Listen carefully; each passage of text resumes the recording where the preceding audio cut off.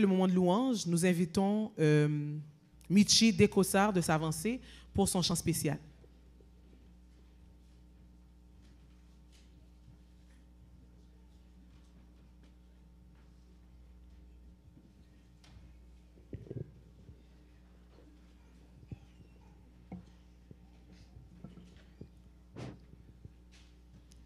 Il était aveugle, sans amis ni abri. Pour lui, la vie était pleine de soucis. Mendier au bord de la rue était pour lui une routine. On l'appelait Bartimée, l'homme né aveugle. Puis un jour, on entendit un bruit venant de loin, disant que Jésus-Christ de Nazareth passait. Il voulut crier, mais on le retenait. Puis sa foi s'éleva, il s'arma de courage et il cria: Jésus, aie compassion de moi, je ne peux rien sans toi. Cette situation me dépasse. Oh Jésus, ne me laisse pas tomber. En toi je veux espérer. Je me sens si perdu sans toi. Oh Jésus. Et il fut guéri. Si tu es aveugle, sans amis ni abri, et si ta vie est pleine de soucis, demander de l'aide est devenu ta routine. Si on t'appelle rejeté, abandonné, sache que Jésus-Christ de Nazareth passe maintenant. Il veut guérir ton cœur. Si tu cries vers lui en disant Jésus, aie compassion de moi, je ne peux rien sans toi. Cette situation me dépasse. Oh Jésus, ne me laisse pas tomber. En toi je veux espérer. Je me sens si perdu sans toi. Oh Jésus, aie compassion de moi. Je ne peux rien sans toi. Cette situation me dépasse.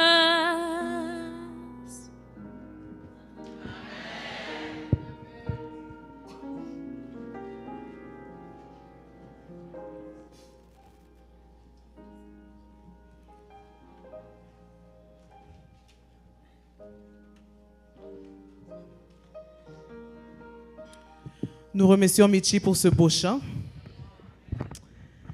De Canaan, quand verrons-nous le céleste rivage? N'avez-vous pas hâte de voir le Seigneur face à face? Le deuxième couplet nous dit: combien alors il sera beau d'écouter l'harmonie du cœur sacré louant l'agneau. Je ne sais pas pour vous, mais moi je voudrais faire partie de cette grande chorale, voyant Jésus face à face, lui disant: gloire à l'agneau, celui qui vaincut la mort. À lui soit la gloire, la louange au siècle des siècles. Amen. Je vous invite à vous mettre debout. Nous allons chanter au numéro 392 de Canaan, suivi du 522, Ne crains rien, je t'aime. Et par la suite, le chant de prédisposition, Veux-tu briser du péché le pouvoir?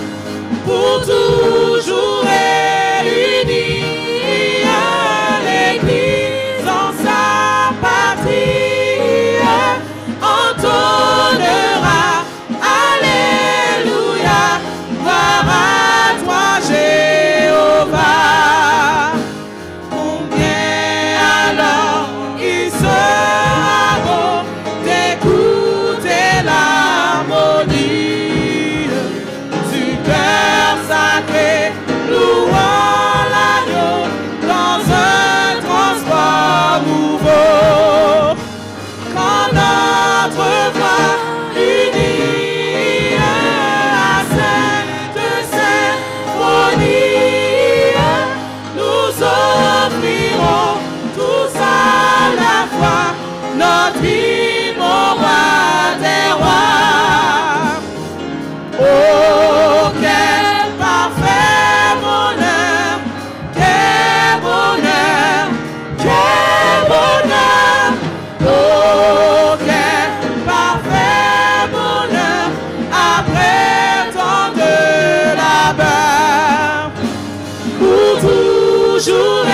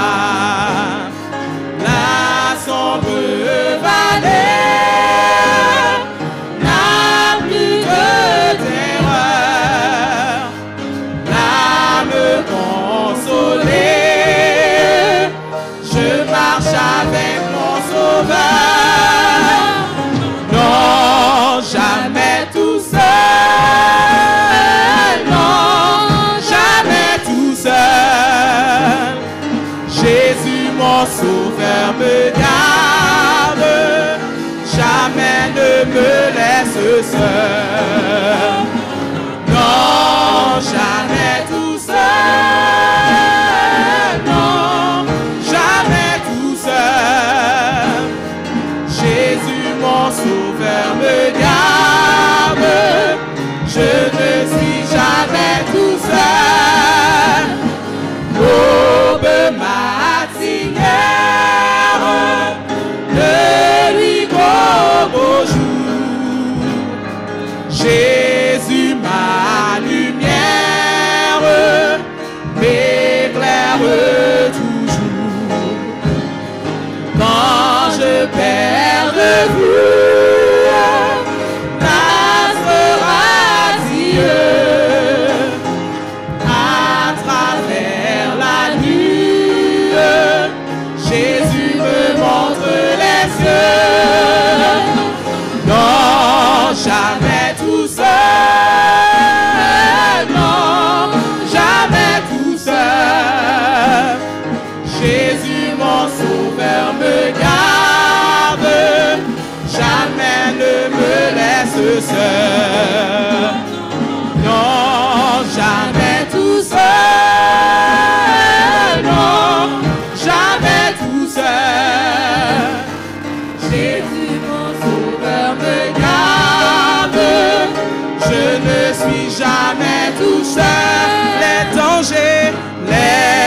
changer ta couronne, subtil et connu. De près il m'entoure, plus près est Jésus, qui dans le voyage me redit c'est moi. Ne fais rien, courage, je suis toujours avec toi. Non, jamais tout seul, non, jamais tout seul. Jésus, mon sauveur, me garde, jamais ne me laisse seul. Non, jamais tout seul, non, jamais tout seul. Jésus, mon sauveur, me garde, je ne suis jamais tout seul. Non, jamais tout seul, non, jamais tout seul. Jésus, mon sauveur, me garde, jamais ne me laisse seul. Non, jamais tout seul, non, jamais tout seul. Jésus, mon sauveur, me garde, je ne suis jamais tout seul. Amen. Êtes-vous fort en Christ? Amen. Veux-tu briser du péché le pouvoir?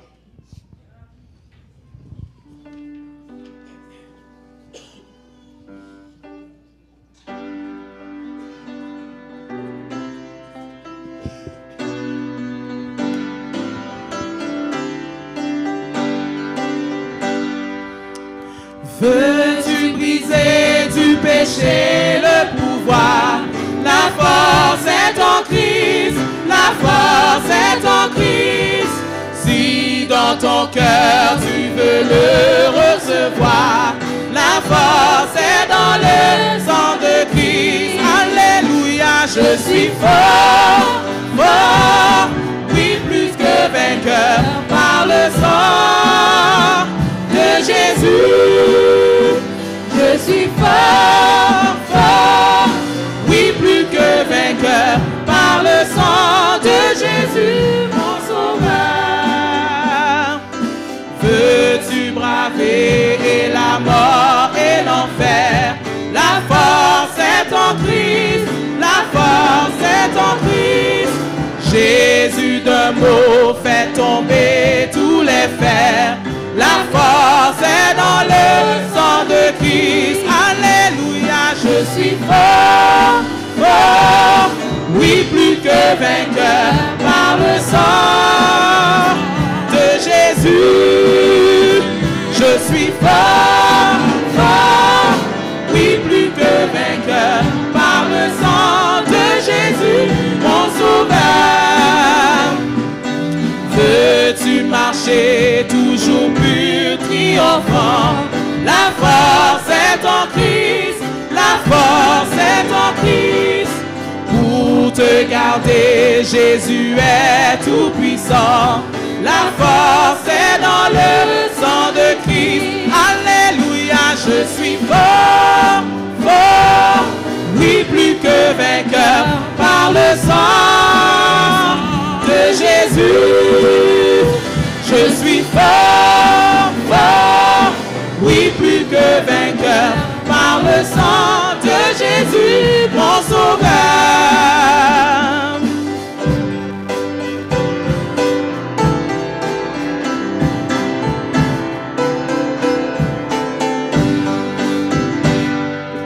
Veux-tu du ciel t'approcher chaque jour? La force est en Christ, la force est en Christ. Avec Jésus demeurer pour toujours. La force est dans le sang de Christ. Alléluia, je suis fort, fort, oui plus que que vainqueur par le sang de Jésus. Je suis fort, fort, oui, plus que vainqueur par le sang de Jésus, mon sauveur. Amen.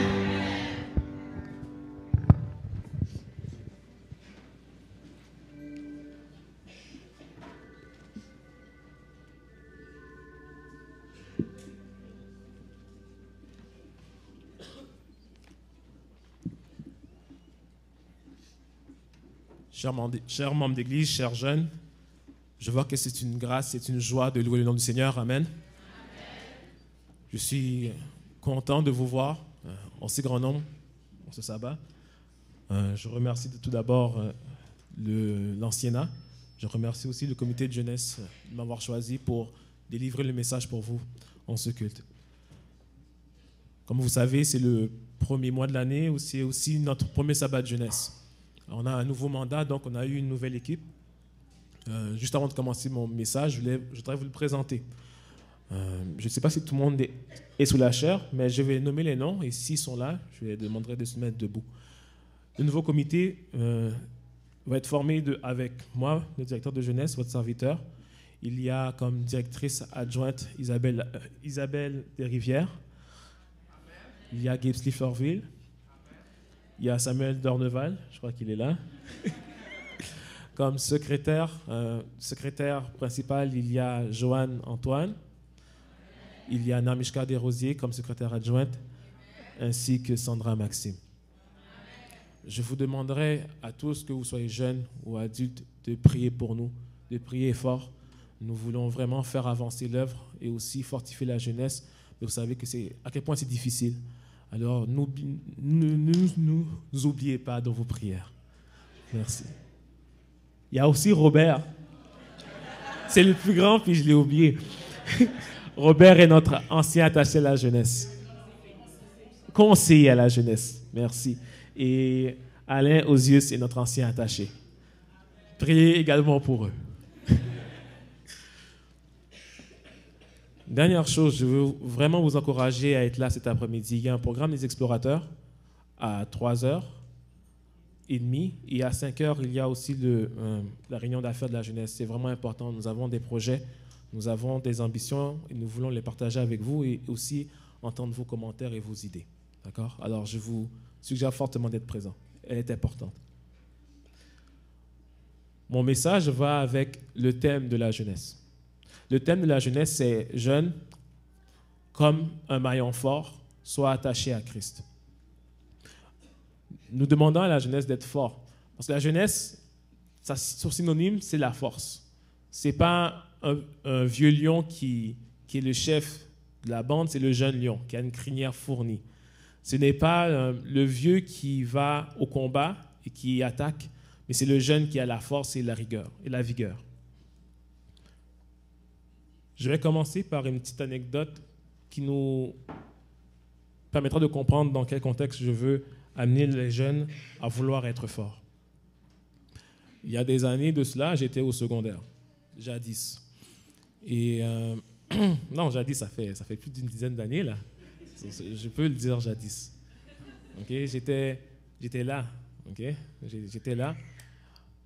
Et c'était une journée d'école. Okay? On était un mardi. J'étais assis en arrière parce que un de mes bons amis en classe était toujours à ma gauche et la fille qui était vraiment belle était toujours en avant à droite. C'était pas Cathy, malheureusement, pas encore. Mais il y avait cette fille que j'aimais toujours regarder. Et il était 9h15. Le professeur n'était pas encore venu, ça fait 15 minutes. Alors, quand le chat n'est pas là, les souris dansent. On s'amuse, on rit, on rit, on rit. Et c'était mon prof de maths. Je me rappelle de tous les événements. C'est mon prof de maths, le prof Sévigny, qui vient. Il vient avec un air abattu. On continue à donner des blagues. Vous connaissez les enfants, les jeunes. Les jeunes, le problème des adultes, ce n'est pas notre problème. Alors on continue à rire, on continue à donner des blagues. Et il arrête et il dit, vous trouvez ça drôle, hein? Mais aujourd'hui, il y a un avion qui s'est écrasé sur une tour. Nous, on se dit, hein? On rit encore davantage. Comment ça, un avion peut s'écraser dans une tour? C'est quoi, le pilote était sourd? Qu'est-ce qui s'est passé? Puis il continue de nous expliquer qu'il y a vraiment 2 avions qui ont frappé 2 tours. C'était l'attaque du World Trade Center. C'était une attaque terroriste. Et les rires ont commencé à diminuer et maintenant, la crainte a commencé à augmenter. Les amis, j'avais 15 ans. Okay? Puis pour ceux qui me connaissent, je suis un gars qui réfléchit beaucoup. Je n'ai pas dit que j'étais intelligent ou super smart. Je dis juste, je réfléchis beaucoup. Quand j'ai entendu cette attaque, la première chose que je me suis dit, c'est on va rentrer en guerre. Dans ma tête, on rentre en guerre. Et puis maintenant, ça commence à réfléchir. Je suis trop jeune pour mourir.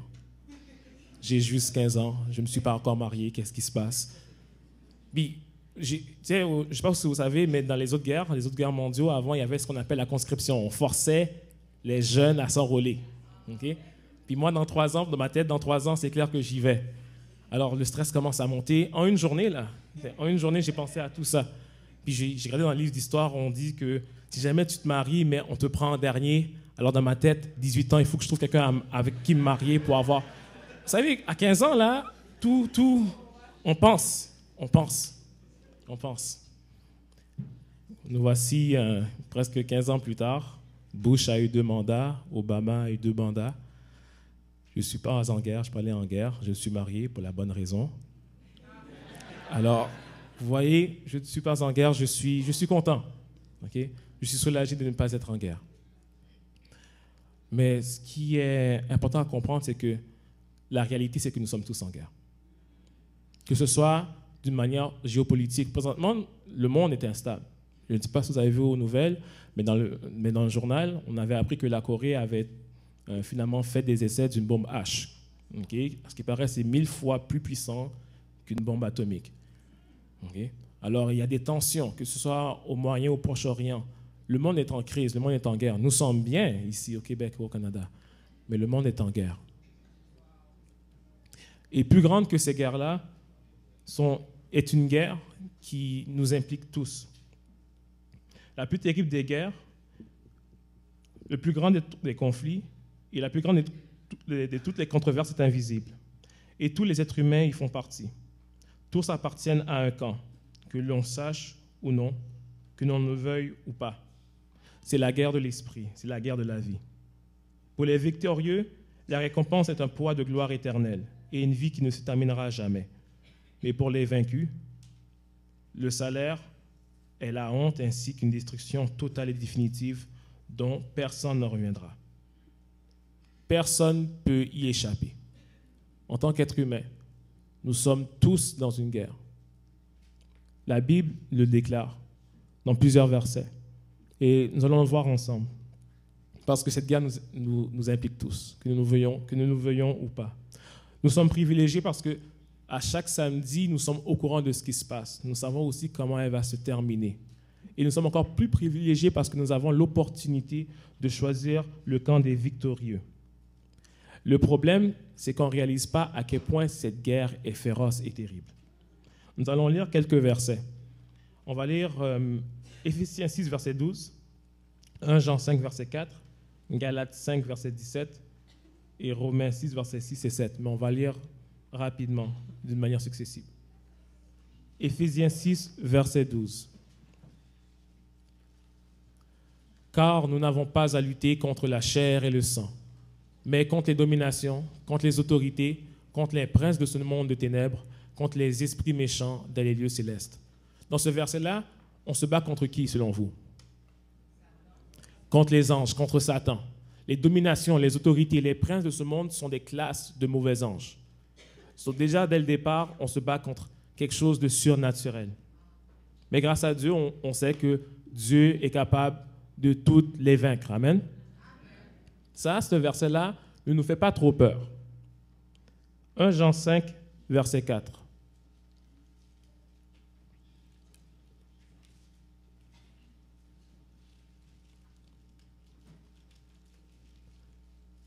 Parce que tout ce qui est né de Dieu triomphe du monde. Et la victoire qui triomphe du monde, c'est notre foi. Alors, non seulement nous avons à nous battre et à vaincre le diable et ses gens, mais nous devons vaincre le monde, l'esprit du monde, les convoitises et tout ce qui en vient. Ça, On peut dire Amen, mais c'est plus difficile. Il y a des choses qu'on aime dans le monde. Des choses qu'on apprécie dans le monde. Et ça devient de plus en plus difficile à combattre. Galates 5, verset 1 à 17. Verset 17. Ça, c'est le verset. Galates 5, verset 17. Merci. Car la chair a des désirs contraires à ceux de l'esprit, et l'esprit en a de contraires à ceux de la chair. Ils sont opposés entre eux, afin que vous fassiez point ce que vous voudriez. Alors maintenant, non seulement il faut se battre contre l'extérieur, mais il faut se battre contre l'intérieur, contre notre propre chair. Parce que notre propre chair est en conflit direct avec l'Esprit de Dieu. Avons-nous la victoire sur notre chair?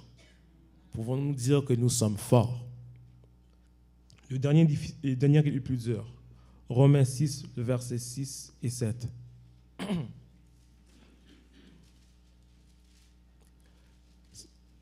Ils ont ensemble. Sachant que notre vieil homme a été crucifié avec lui, afin que le corps du péché fût détruit, pour que nous soyons plus esclaves du péché, car celui qui est mort est libre du péché. Maintenant, c'est non seulement la victoire sur notre corps, mais c'est directement la victoire sur le péché. Et le péché commence dans notre tête. Et il demande de crucifier le vieil homme pour que le nouvel homme puisse vivre. Et on doit le crucifier à chaque jour. À chaque jour, le vieil homme renaît et il faut le détruire à chaque jour. Alors, notre combat, notre guerre, non seulement elle est difficile, mais elle est sur 4 fronts différents. Au minimum 4 fronts différents. Contre le diable et ses anges, contre le diable et ses anges, contre le monde, contre notre propre chair et même contre notre esprit. Sommes-nous vraiment forts? Et c'est biblique ce que je dis, c'est pas mon interprétation ou bien c'est pas ce que j'en pense. La Bible le dit. Et il dit, soyez parfaits comme votre Père Céleste est parfait. Quand il dit, cherchez la sanctification sans laquelle personne ne verra Dieu. En entendant cela, moi, ça commence à me donner un stress. Parce que je suis dans une guerre que je ne voulais pas participer. Et maintenant, la difficulté est aussi grande que cela. Et est vraiment grande. Et il peut y avoir plusieurs réactions. La première réaction, c'est la peur. Ça, c'est ma catégorie. Okay? J'ai peur de ça. J'ai peur de ne pas vaincre, de perdre et de perdre la vie éternelle. Alors, ce que je fais des fois, ce que le monde fait des fois, c'est qu'ils oublient tous ces versets-là. On parle de la victoire de Christ, on voit les bénédictions, mais on ne veut pas parler de cette guerre que nous devons faire sur nous-mêmes et sur le monde et sur Satan. Il y a d'autres personnes qui se découragent. En tant que directeur de jeunesse, j'ai parlé à beaucoup de gens. Et beaucoup de gens m'ont parlé de leurs difficultés. Et des fois, j'essaie de les encourager à dire, mais il faut que tu réussisses pour être sauvé. Il faut que tu sois capable de tenir bon, de tenir ferme. Et ils disent, regarde, voyons comment ça marche, je suis déjà perdu. À quoi ça sert? Alors le découragement est là. Parce qu'ils réalisent à quel point c'est difficile et ils se sentent abandonnés, ils se sentent seuls. D'autres personnes, tout ce qu'ils font, c'est dénier ça, dénier ces vérités. Oui, il faut vaincre le péché. Oui, il faut avoir la victoire sur nous-mêmes et sur les autres. Mais tu sais, la Bible est tellement exagéré. Pour de vrai, c'est Dieu nous comprend. Dieu accepte. Et alors, il nous donne un minimum. Maintenant, la victoire que nous devons avoir est minimalisée et banalisée maintenant. Alors, nous avons différentes réactions par rapport à cet ordre ou bien à cette nécessité d'être vainqueur. Et je peux comprendre, parce que nous sommes dans la pire génération du monde. Okay? La pire génération depuis le début des temps. Ma génération a fait des mauvais coups. Leur génération en fait de plus graves. Et la génération de ceux qui sont en bas, on ne veut même pas savoir qu'est-ce qui va se passer. Okay? Alors, à chaque génération, je ne dis pas que les jeunes sont mauvais, c'est pas ça que je dis. La génération du monde va de mal en pire. Regardez les nouvelles, elles s'expliquent d'elles-mêmes. Okay? Alors, je ne vous catégorise pas. All right? Mais c'est pour vous dire que le monde va de mal en pire. Et nous devons être meilleurs que toutes les générations avant nous. Alors, est-ce que c'est possible? Est-ce que c'est possible pour nous d'avoir cette victoire, une victoire totale, une victoire que nous pouvons avoir de jour en jour? Est-ce que tout le monde est qu'il y a du monde qui sont amateurs de sport? Okay? De sport d'équipe, que ce soit basket, que ce soit football. Okay? Quels sont les ingrédients pour gagner? Pourquoi je parle de sport? C'est parce que le sport s'apparente souvent à la guerre. Pour moi, c'est une guerre, mais beaucoup plus civilisée. Okay? Il y a un gagnant, il y a un perdant, il y a des partisans. C'est comme une guerre, sauf que c'est civilisé. Qu'est-ce que vous voyez comme ingrédient? Qu'est-ce qui était nécessaire pour gagner? L'esprit d'équipe. Quoi d'autre encore? Stratégie, vraiment importante. Quoi d'autre encore? Un bon coach. Entraînement.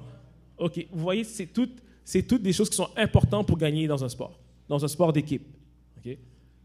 Leader, de l'équipement aussi, de bons équipements. Et moi, je dois mettre aussi l'attention sur quelque chose qu'on n'a pas dit, mais qui est vraiment important. Il faut un joueur étoile. C'est drôle à dire, mais dans les équipes sportives, il faut un joueur étoile. Si jamais je dis dans le soccer, c'est un joueur étoile. OK. Si jamais je dis au hockey, joueur étoile, c'est qui? Techniquement, c'est Carey Price, parce que depuis qu'il n'est pas là, tout le monde perd. Est-ce que vous voyez ce que je veux dire? Il doit avoir un homme fort. Et même dans les guerres sont souvent décidées par un homme. Un homme fort, que ce soit par son intelligence, que ce soit par son courage, que ce soit par son leadership. Il y a toujours eu un homme qui change la situation et qui fait gagner la guerre. Maintenant, dans la guerre spirituelle que nous vivons, dans une guerre qui est presque impossible à gagner, de quel homme, de quel joueur étoile qu'on va parler aujourd'hui? De Jésus. Et c'est important de voir la vie de Jésus, parce que nous devons vaincre comme il a vaincu. Et nous devons vraiment comprendre son histoire. Et je réalise des fois que c'est difficile de connaître l'histoire de Jésus. 4 évangiles, c'est long à lire. Okay? Mais c'est important de le comprendre. De comprendre non seulement qui il est, mais sa vie, et aussi comment il a vaincu. Nous allons lire Philippiens 2, le verset 5 à 8. C'est notre verset pour bien comprendre, pour bien entamer la vie de Jésus que nous allons étudier. Et Philippiens 2, verset 5 à 8.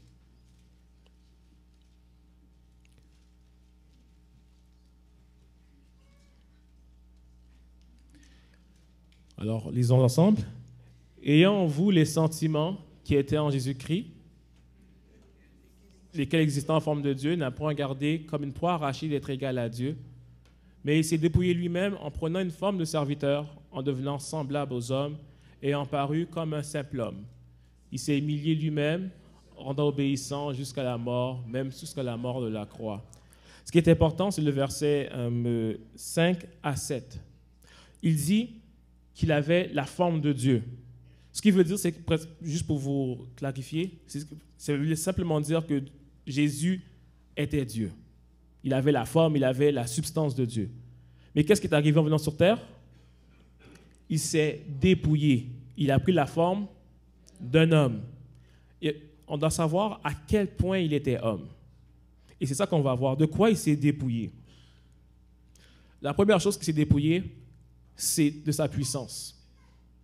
Je ne dis pas qu'il n'est pas venu en tant que Dieu, mais il est venu en tant que Dieu dépouillé de sa puissance. Je veux qu'on lise Jean 5, verset 30.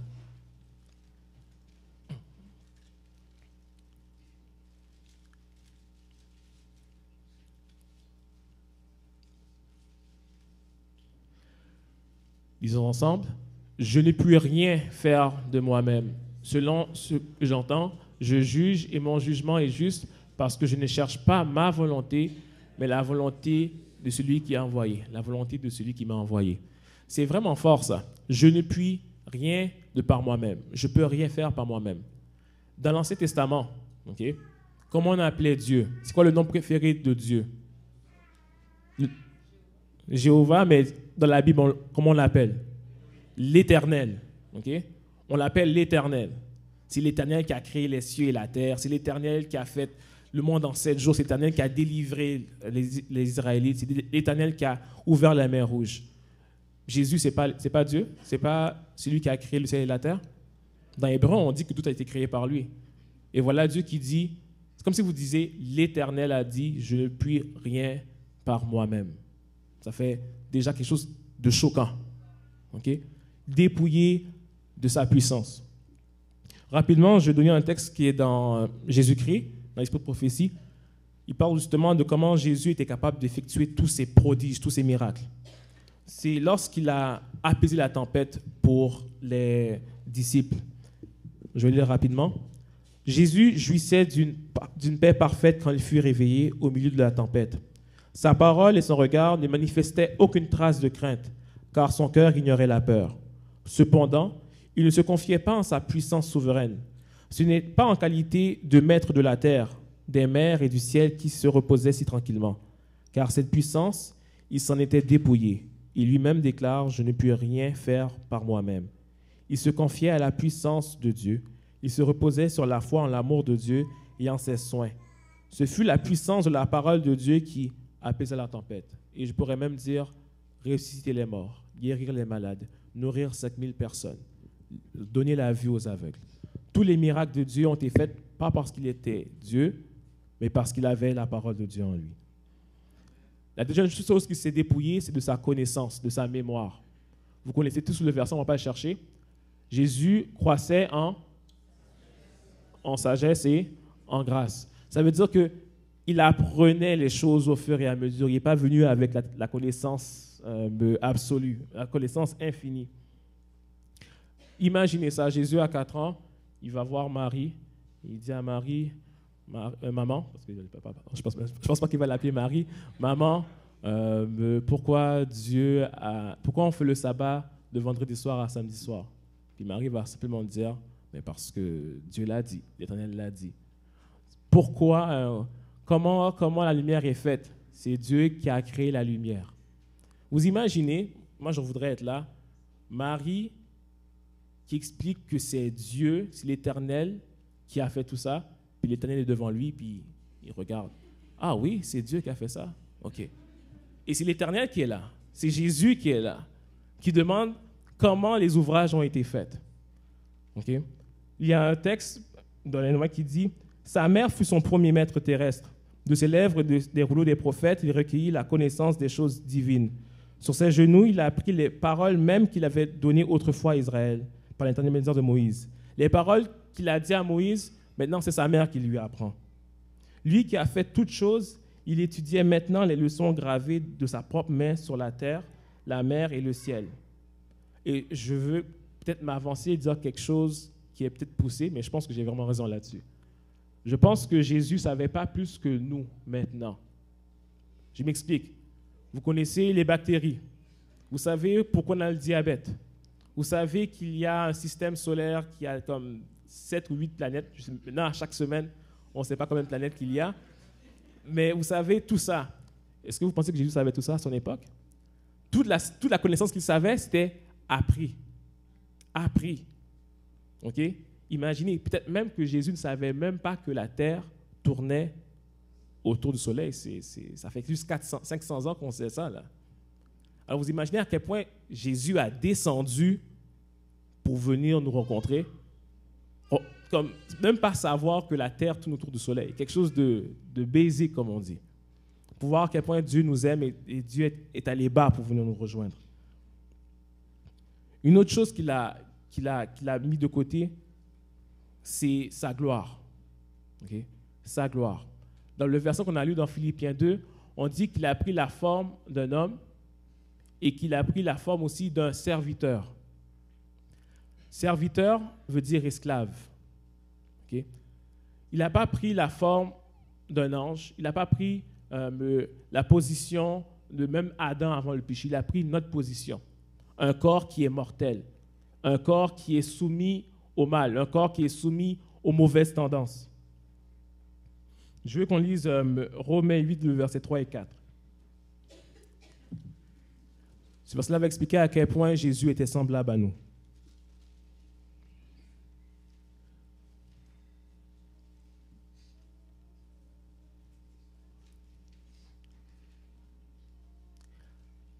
Lisons ensemble. Car chose impossible à la loi, parce que la chair la rendait sans force, Dieu a condamné le péché dans la chair, en envoyant à cause du péché son propre Fils dans une chair semblable à celle du péché. On peut continuer. Et cela afin que la justice de la loi fût accomplie en nous, qui marchons non selon la chair, mais selon l'esprit. Cela veut dire que Jésus a pris le même corps que nous, le même corps qui a été ruiné au fil de génération en génération. Il n'a pas pris un corps qui était avantageux par rapport à nous, parce qu'il voulait vraiment vivre la même expérience que tout homme doit vivre. Je veux que vous compreniez que Jésus n'est pas le Jésus que l'on pense connaître. Si jamais on va dans la rue et on va voir un chrétien, on lui dit « Comment Jésus a pu faire tous les miracles ?» Qu'est-ce qu'il va répondre? Parce que c'est Jésus, parce que c'est Dieu, évidemment. Si on dit « Comment Jésus a réussi à vaincre le mal avec le péché pendant 33 ans, okay? 33 ans, 365 jours, sans péché. » Qu'est-ce qu'ils vont dire? Parce que c'est Dieu. Okay? Mais là, dans la Bible, on dit que Jésus était 100% homme. 100% homme. Ça veut dire que si jamais il a pu vaincre en tant qu'homme, qu'est-ce que ça veut dire? Nous aussi, nous pouvons vaincre en tant qu'homme. Et ça, c'est une promesse que Dieu nous donne. Si moi j'ai vaincu, vous pouvez vaincre aussi. Beaucoup de personnes ne croient pas à cela. Ce que je suis en train de présenter présentement, je dis ça à d'autres chrétiens, ils ne vont pas croire. Parce que la victoire a l'air tellement impossible. Combien de personnes ont essayé et combien de personnes ont échoué? Si jamais je dis de lever la main, mais toute l'Église devrait lever la main. Okay? C'est très difficile de vaincre comme Jésus a vaincu. Mais Jésus l'a fait. Et c'est important de savoir que ce soit un homme qui l'a fait pour deux raisons. La première raison, c'est pour montrer que, nous avons un héros. Nous avons quelqu'un qui a subi la même chose. Je veux qu'on lise Hébreux 4, verset 15 et le verset 16.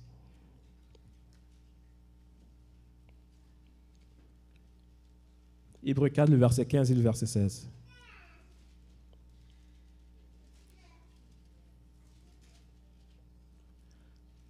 Car nous n'avons pas un souverain sacrificateur qui ne puisse compatir à nos faiblesses. Car au contraire, il a été comme nous, a été tenté en toutes choses comme nous, sans commettre de péché. Verset 16. Approchons-nous donc avec assurance du trône de la grâce, afin d'obtenir miséricorde et de trouver grâce pour être secourus dans nos besoins. Ce verset-là est vraiment important.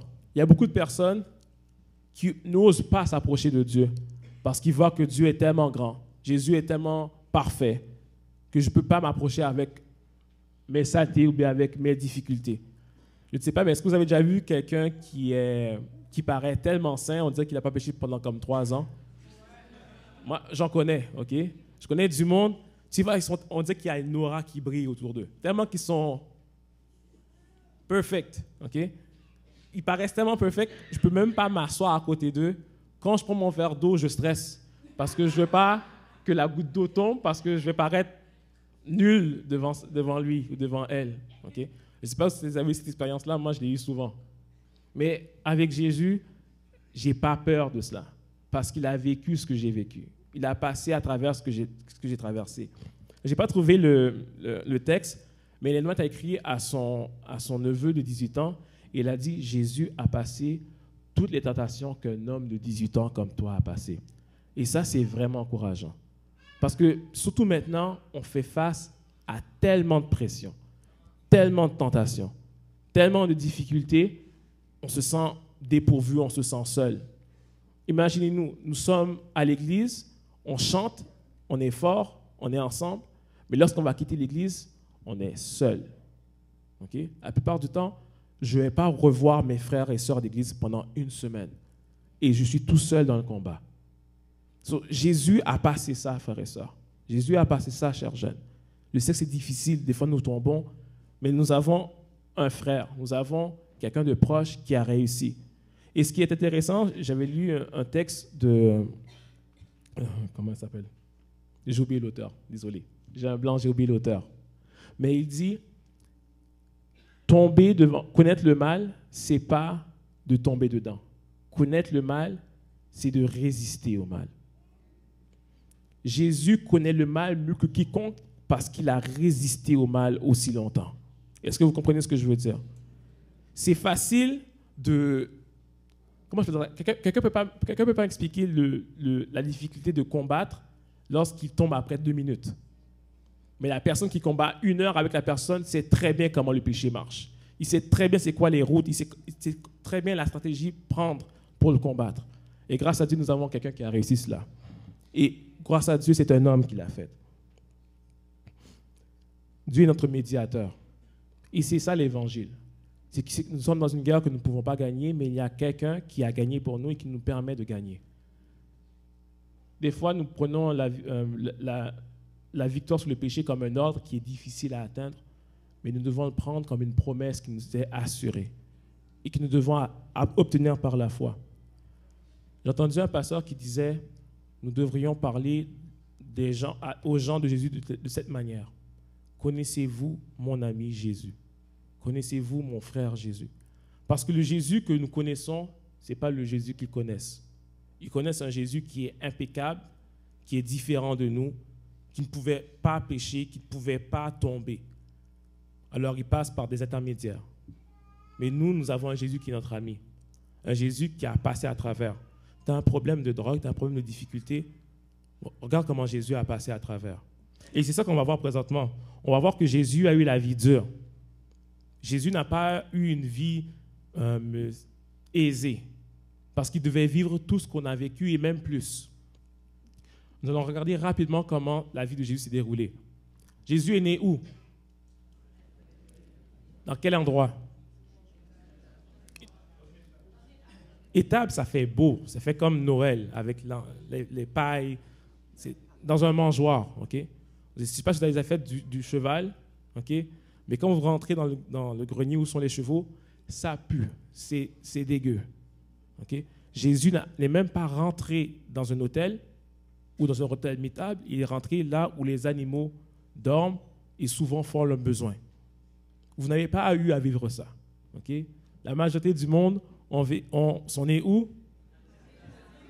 À Sainte-Justine, à l'hôpital. Et pour les moins chanceux, dans le taxi en allant à l'hôpital. Mais ce n'est pas si pire. Okay? Jésus est né dans un endroit pauvreté extrême. Maintenant, sa famille, qui est unique. Est-ce qu'il y a des personnes qui sont uniques ici? OK, c'est pas évident. Moi, je suis avec 4 frères et sœurs, avec des frères et sœurs, je suis bien. Okay? Des personnes qui sont nées uniques. Jésus est né d'une famille reconstituée. Okay? Reconstituée, là. Ce n'est pas un père, une mère, non. C'est des demi-frères, ce n'est pas son vrai père. Alors, vous imaginez grandir dans cette famille-là et vous êtes spécial, dans le sens que vous ne commettez pas de péché par la grâce de Dieu, puis vos demi-frères et vos demi-sœurs sont là et vous regardent et vous donnent la vie dure. Sans brancher une fois, sans remettre le coup. C'est difficile. Des fois, on ne remarque pas ça. Des fois, Jésus, tout de suite à 33 ans, puis il est mort sur la croix, mais on ne voit pas la vie de Jésus. Maintenant, l'environnement. Okay? Moi, je suis né à Saint-Michel. Puis, je suis bien sorti. Il y a d'autres personnes qui sont nées à Saint-Michel, qui sont bien sortis. All right? Alors, imaginez, pour ceux qui sont nés ailleurs ou qui sont grandis ailleurs, le pire côté où il ne faudrait jamais éduquer un enfant. Okay? Jésus a vécu dans ce pire endroit. Si vous lisez dans Nathanaël a dit « Oh, Jésus, il vient de Nazareth. » Qu'est-ce que Nathanaël a dit? Est-ce qu'il y a quelque chose de bon qui peut sortir de cette place-là? Vous imaginez, l'enfance de Jésus, il a grandi là. Mais chaque jour, il a passé à travers, malgré l'environnement, malgré l'influence. Maintenant, les tentations de Jésus. On dit que les grandes tentations, c'est la chair, c'est les yeux et c'est l'orgueil. Jésus a passé 40 jours à être tenté par le diable. Je sais que vous n'avez jamais passé 2 jours sans manger. On est tellement bien, on n'a jamais passé 2 jours sans manger. Okay? S'il y a des personnes qui ont fait ça, mais chapeau bas parce que moi, je n'ai jamais fait. Jésus a passé 40 jours et 40 nuits. La première tentation, c'est « Est-ce que tu as faim? Change ces pierres en pain. » Il n'a pas le droit de le faire, mais il a faim. Vous imaginez toutes les raisons? Tu sais quoi, tu peux y aller. Tu as faim, tu as passé 40 jours, tu es capable de le faire. Pareil, il a gardé ça. Il a contrôlé sa faim, il a contrôlé son corps. Il a contrôlé son orgueil. Vous imaginez Jésus qui guérit les malades, tu es une superstar. Si moi je guéris 5 personnes d'entre vous, là, moi, au journal, le lundi, parce que le dimanche, ce n'est pas imprimé, mais le lundi, vous allez voir ma face, le guérisseur de malades. Okay? J'ai la gloire. L'orgueil peut monter. T'imagines une fille, Daniel, guéris-moi. Ça gonfle l'orgueil. Jésus est resté humble du début jusqu'à la fin. Il n'avait pas honte d'être avec des gens de mauvaise vie. Des fois, juste par réflexe, juste par conditionnement, quand on est assis, puis on voit quelqu'un de bizarre, des fois, c'est instinctif.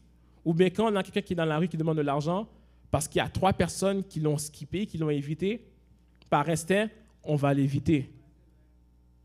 Juste des tentations qui sont imperceptibles, qui sont juste naturelles. Jésus, par la grâce de Dieu, a réussi à passer à travers. Son ministère, son stress. Jésus n'a pas eu la vie dure. Vous imaginez d'être avec, vous voulez sauver la race humaine, vous voulez sauver des gens qui ne vous aiment pas. Okay? Je donne un exemple des pharisiens. D'ailleurs, je peux même vous donner un verset. Jean 8, verset 41. Jésus veut libérer, Jésus dit qu'il amène la libération, puis qu'il dit que malheureusement, vous avez comme père le diable. Okay? Vous faites les œuvres du diable, donc vous l'avez comme père. Regardez la réponse des pharisiens dans Jean 8, verset 41. C'était le bon verset. Jésus dit, vous faites les œuvres de votre père. Il lui dit, nous ne sommes pas des enfants illégitimes. Nous avons un seul père, Dieu. Le mot est gentil, parce que dans mon texte, il dit, nous ne sommes pas le fils de fornication comme toi. Nous avons Dieu comme père. Parce que, rappelez-vous, Jésus, tout le monde sait que Joseph n'est pas le père de Jésus. Mais on ne va pas croire que Jésus est né du Saint-Esprit. Donc, logiquement, Marie est une. OK? So, vous imaginez, je vais donner ma vie pour toi, et toi, tu me dis, oh, je ne suis pas comme toi, je ne suis pas un fils de prostituée ou de fornication. Moi, techniquement, ma mission se termine là. Je monte. Je monte. Surtout en tant que gars, personne insulte. Personne. J'imagine quelqu'un qui insulte ma mère, je ne sais pas qu'est-ce que je vais faire. Est-ce que vous comprenez la vie de Jésus? 33 ans, messieurs et mesdames, 33 ans, chers jeunes. Son humiliation, sa souffrance, ses sentiments. On n'ira pas dans le verset, mais Jésus approche de sa mort. Okay? Puis, ce qui est drôle, c'est que dans les films, je ne sais pas si vous avez vu des films de Jésus. Quelqu'un a déjà vu les films de Jésus? Jésus est tellement stoïque. Il est comme ça, et il n'a peur de rien. Il te regarde, il a une phrase, il parle de manière neutre. Il ne dit rien, comme si c'était un robot. Mais à sa mort, il avait le plus grand stress de sa vie. On dit que s'était rendu à avoir de la sueur, des grumeaux de sang. Il s'est rendu qu'il demande à ses propres disciples, c'est lui le maître, il demande à ses propres disciples de prier pour lui. Il a vraiment peur. Nous avons tous passé par là. Nous avons tous eu des moments où tu dis, s'il vous plaît, priez pour moi, ou bien, s'il vous plaît, reste avec moi. Nous avons eu peur et nous ne savons pas quoi faire. Jésus a passé cette période-là. Jésus nous a ressemblé dans tous les points. Son humiliation. Jésus s'est fait humilier, surtout à la croix. Les gens disaient, tu sauves tout le monde, mais tu ne peux pas te sauver, sauve-toi donc toi-même. Okay? Même physiquement, il y a beaucoup de personnes qui sont malades présentement. Okay? Très malades depuis longtemps. Jésus a goûté la maladie. Vous imaginez être sur la croix et ne pas être capable de bouger pour au moins penser vous blesser ou bien juste être capable de respirer comme il faut. Jésus était dans un hôpital. Jésus a vécu des souffrances physiques extrêmes. Et même avant la croix, sa barbe a été arrachée. On lui a craché dans la figure. On lui a donné 2 fois 40 coups de fouet moins 1. Et dans le fouet, des fois, il y avait des morceaux d'eau, de métal. Alors la souffrance physique, Jésus l'a subie. Il a subi tout ce qu'un homme doit subir pour nous secourir en temps de besoin. le plus grand challenge que Jésus a vécu, c'est sa séparation avec son Père. Dites-vous, depuis l'éternité, l'infini, il a toujours été un avec son Père. Et à la croix, c'est la première fois de sa vie qu'il ne ressent plus son Père. Pas que son Père ne l'aime pas, mais que son Père, parce c'est un Dieu qui est glorieux, qui ne peut pas toucher le péché, doit se séparer parce que maintenant Jésus porte le péché du monde. Il porte ton péché et mon péché. Maintenant, Dieu doit se séparer. Et Jésus sent cette séparation-là. Et il crie, il dit, Seigneur, pourquoi m'as-tu abandonné?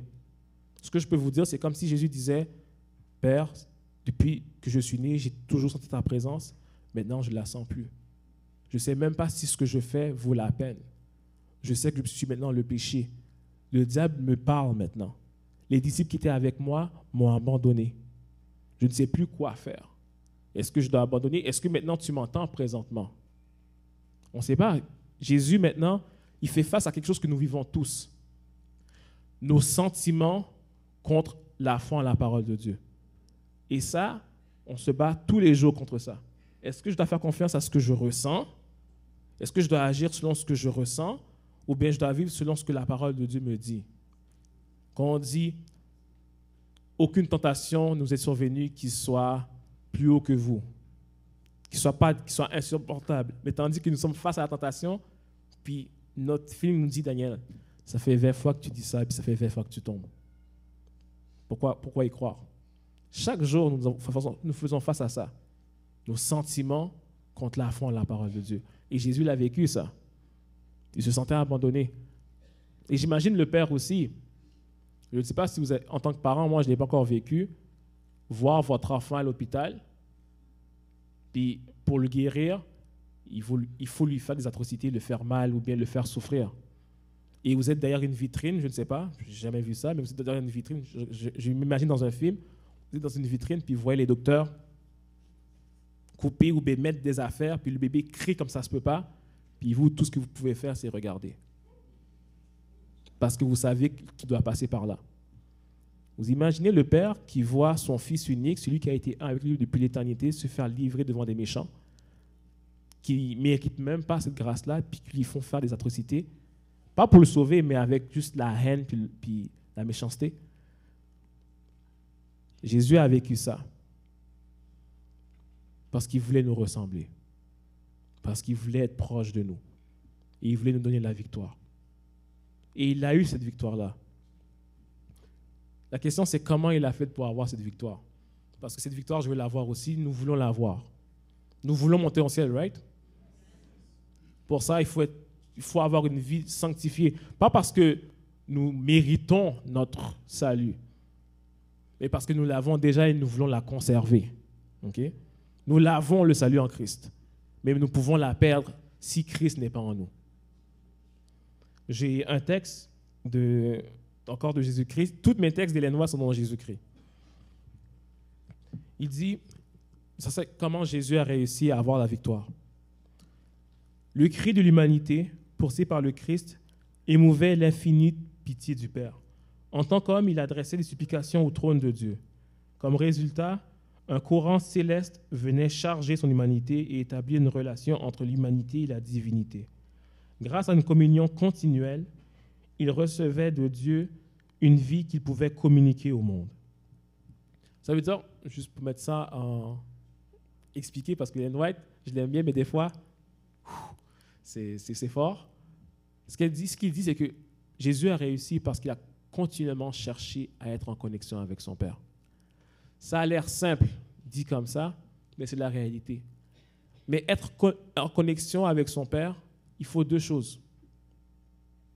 Il faut choisir d'être en connexion avec lui, puis il faut choisir de mettre notre volonté en dessous de la sienne. Et c'est ça le combat. OK? Jeunes, je vous promets, si vous voulez gagner, frères et sœurs, si vous voulez gagner, le combat, ce n'est pas selon notre volonté. Parce que même notre volonté, on n'en a pas. Dieu dit dans Philippiens que c'est lui qui produit en nous le vouloir et le faire. Donc la volonté, on n'a pas. Tout ce qu'on a, c'est le choix. On a le choix de se soumettre ou le choix de faire selon notre propre force.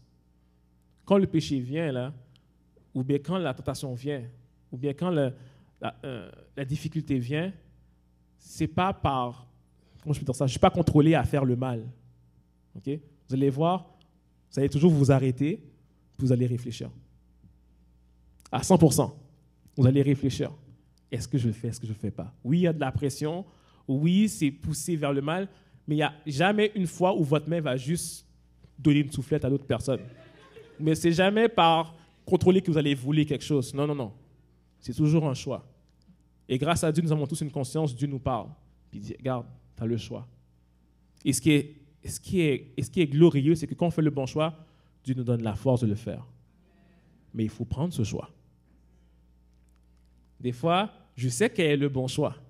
Et ce qui est fou, c'est que je sais que Dieu va me donner la force pour faire ce choix-là. Mais je ne veux pas le prendre, ce choix. C'est ça la vraie guerre, c'est ça la vraie difficulté. Mais Jésus, à chaque fois, prenait le bon choix. Parce qu'à chaque fois, il cherchait cette connexion avec son Père. Pour vaincre, il faut avoir cette connexion. Pour avoir cette connexion, il faut faire un choix. Mon message se termine dans 2 minutes. OK? Nous allons lire le dernier verset. 1 Jean 2, verset 14.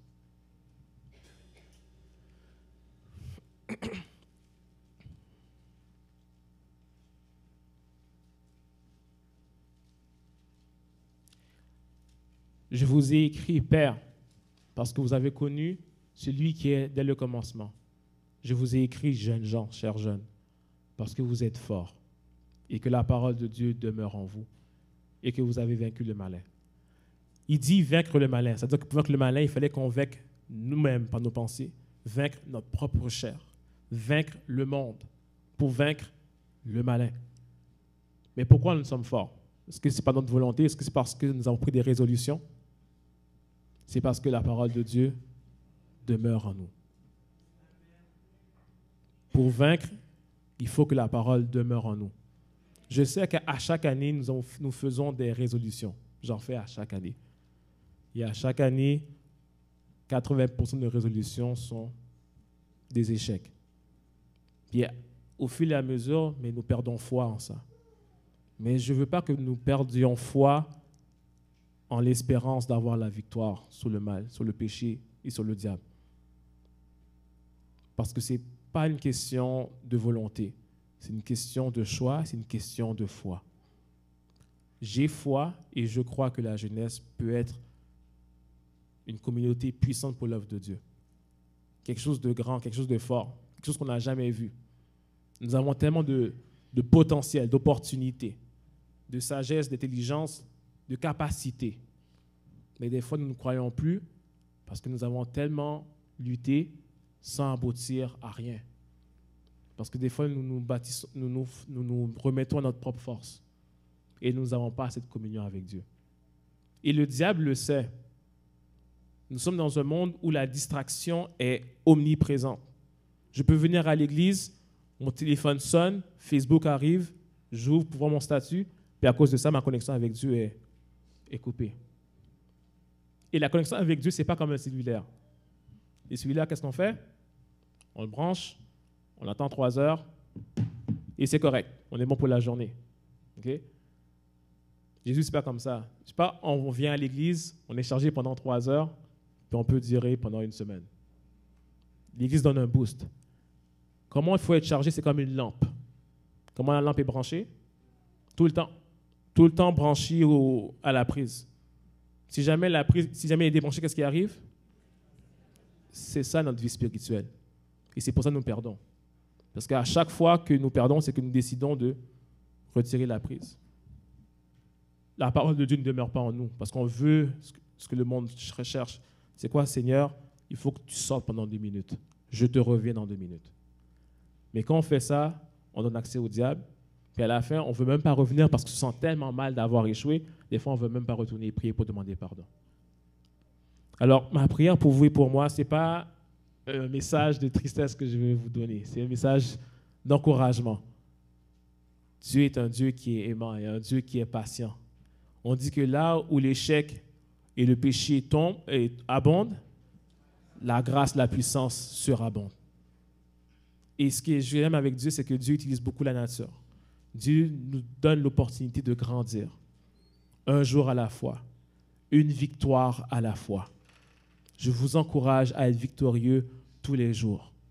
C'est tellement difficile, je vous le garantis, c'est difficile. Vous connaissez la Première Guerre mondiale? La Première Guerre mondiale, ce n'est pas une guerre que c'est deux équipes qui se tirent puis ça se finit en 3 semaines. La Première Guerre mondiale a duré 3 ans, mais c'était intense parce que ça 4 ans, merci. Parce que je suis fort en histoire, c'est la première fois que je fais une erreur comme ça. Ils se gagnaient mètre par mètre, centimètre par centimètre. Ce n'était pas une question on avance d'1 kilomètre, c'est des guerres de tranchées. Parmi le sang, parmi la sueur, parmi les cadavres, ils devaient avancer mètre par mètre. Chaque jour, c'était 1 mètre de gagner jusqu'à la victoire. Notre victoire, c'est jour après jour, pas après pas, faute après faute. Nous pouvons aller de gloire en gloire. La prière pour vous et pour moi, c'est que tout d'abord, vous prenez le choix que la parole de Dieu demeure en vous et qu'ensemble, nous soyons victorieux et que nous puissions retourner chez nous. Que Dieu vous bénisse.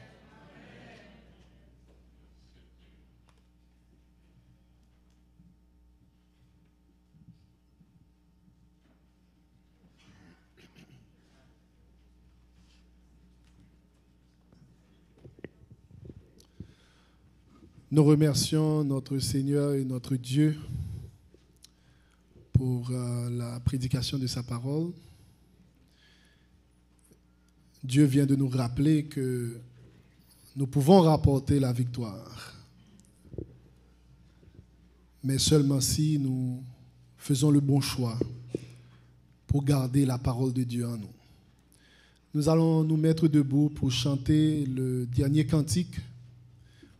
Et nous vous invitons à faire toujours de bons choix chaque jour afin que quand Jésus reviendra, nous soyons prêts pour l'acclamer sur la mer de verre. Que le Seigneur vous bénisse.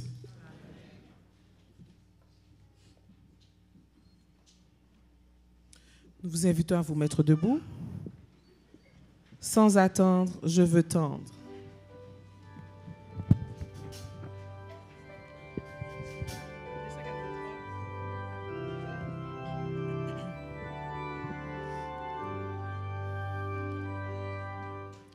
Sans attendre, je veux tendre au bonheur promis.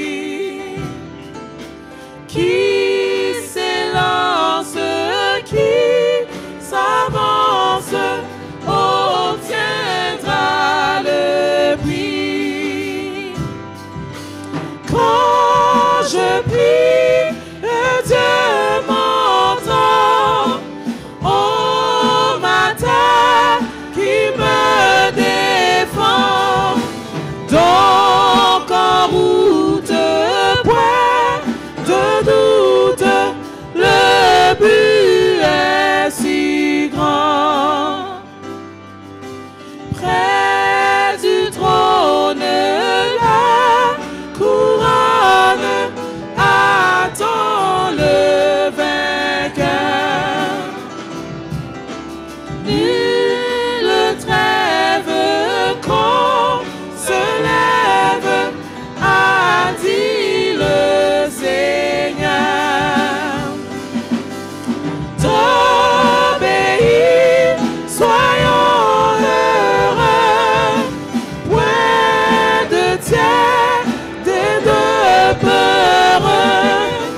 Qui cela se perd sa place au banquet des cieux.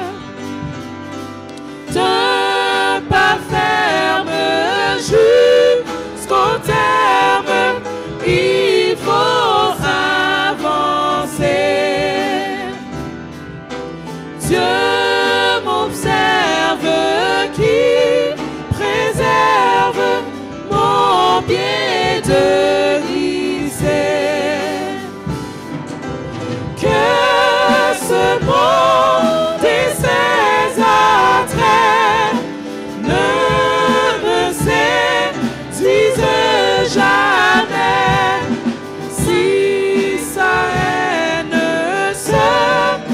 mes chaînes, que je sois en paix.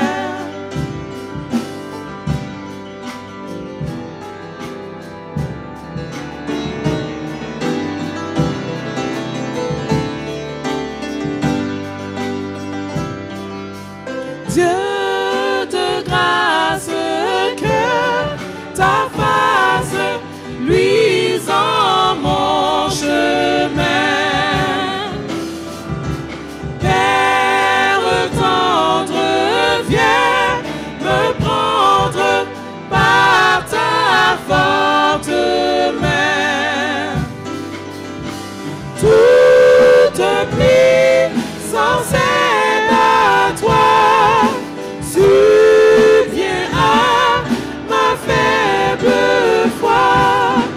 Ma victoire, c'est ta gloire, oh mon Dieu, mon roi.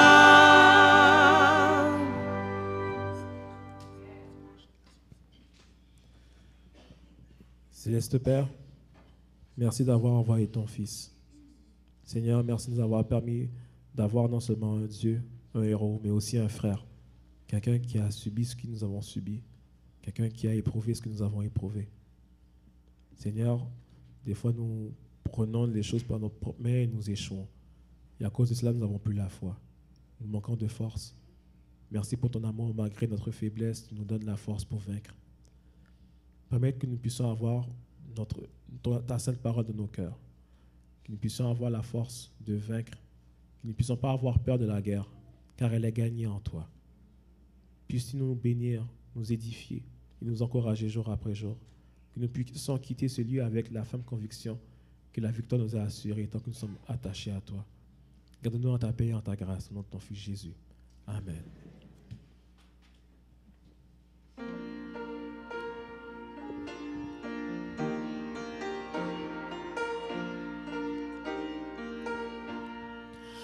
Que la paix de Dieu reste dans vos cœurs. Que la paix de Dieu reste dans vos cœurs. Que sa force vous anime dans la joie ou dans les pleurs. Que la paix de Dieu reste dans vos cœurs.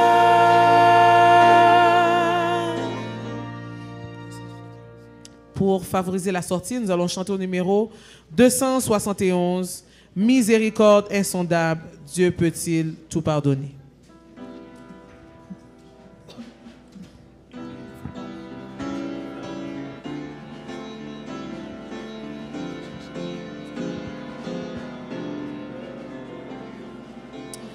Miséricorde insondable, Dieu peut-il tout pardonner? Absoudre un si grand coupable,